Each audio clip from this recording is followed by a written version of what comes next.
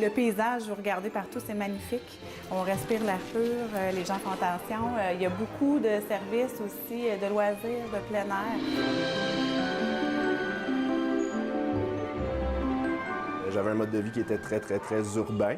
Donc, on avait envie de changer, puis on a changé. Donc, on est arrivé ici à la campagne. Un autre petit matin de routine pour les anciens Montréalais, Véronique Loubier, Patrice Franqueur et leurs 2 enfants, Damien et Liana. Cela fait 9 ans qu'ils ont déménagé à Sainte-Brigitte-de-Laval, à une demi-heure de route au nord de Québec. Comme jeune couple dans la fin trentaine, ils suivent la campagne électorale un peu en dilettante. On a toujours l'impression que c'est les mêmes promesses qui sont remises à... Est-ce qu'on innove? Est-ce qu'on est structurant? Est-ce qu'on fait des réels changements? Je me questionne beaucoup. Bye. Car jusqu'ici, tout ce qu'ils entendent ne correspond pas à leurs attentes. Sainte-Brigitte-de-Laval a beau avoir l'air d'un havre de paix où il fait bon vivre entre rivières et montagnes, les défis sont énormes. D'ailleurs, chaque matin, quand elle arrive sur son lieu de travail, Véronique fait face à la réalité. On a une belle salle pour un médecin, mais il n'y a pas de médecin. Effectivement. Donc, on travaille fort depuis plus de 3 ans. Hein. Ça va faire 2 ans en janvier qu'on est ouvert. Elle est directrice de la coop de santé et de solidarité de la ville. Pour Kate. Un centre de soins où une infirmière accueille aussi bien les poupons que les personnes âgées. Mais les soins prodigués sont plutôt élémentaires.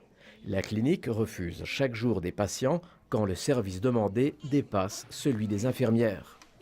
Je pense qu'on va être obligé de changer ta couche. À Sainte-Brigitte-de-Laval, il n'y a plus de médecins depuis 14 ans. Pourtant, ce ne sont pas les jeunes docteurs qui sortent de l'université qui manquent et qui voudraient pouvoir pratiquer ici.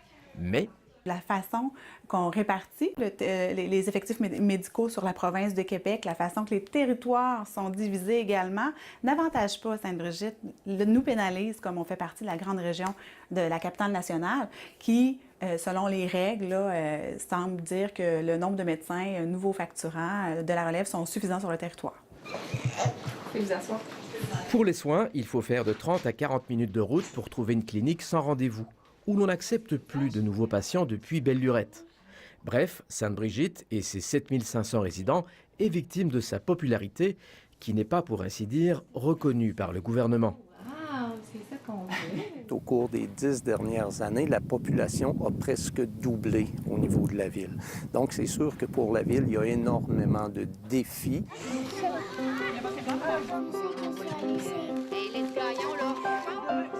Sainte-Brigitte est la deuxième plus jeune ville du Québec. Moyenne d'âge ici, un peu moins de 34 ans. Des enfants, il y en a partout.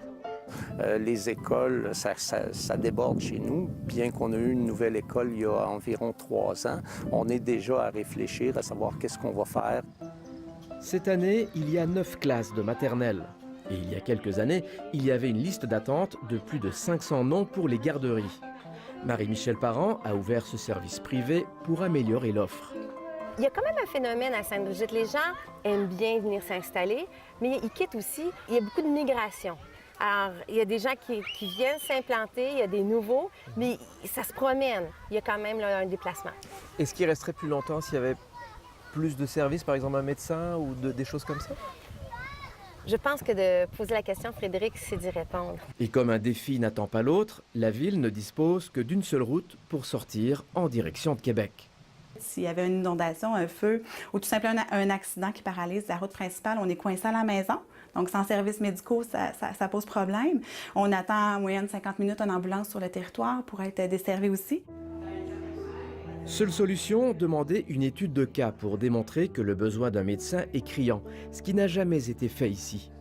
À cause de toutes ces incertitudes, la clinique a déjà failli fermer ses portes. Mais pour l'instant, on parvient tout juste à maintenir la tête hors de l'eau. Sainte-Brigitte-de-Laval est dans la circonscription de Montmorency, qui a mangé un peu à tous les râteliers politiques, du PQ, de la CAQ ou encore des libéraux dernièrement. Les Lavallois sont donc très convoités. D'ailleurs, depuis le début de la campagne électorale, les candidats se succèdent dans le bureau de la coop de Véronique Loubier. Cet après-midi, c'est au tour du candidat caquiste d'écouter les doléances. Mais l'action concrète suivra-t-elle? Alors vous avez terminé votre magasinage politique, vous avez rencontré les 4 partis. C'est quoi votre sentiment maintenant? C'est quoi la prochaine étape?